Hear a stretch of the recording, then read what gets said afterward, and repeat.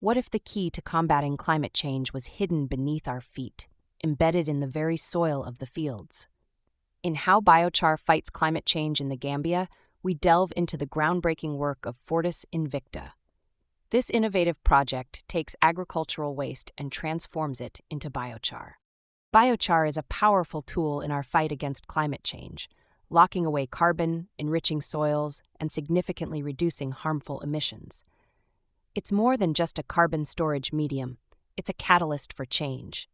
Join us on a journey from the farmers' fields of the Gambia to a wider, global climate action.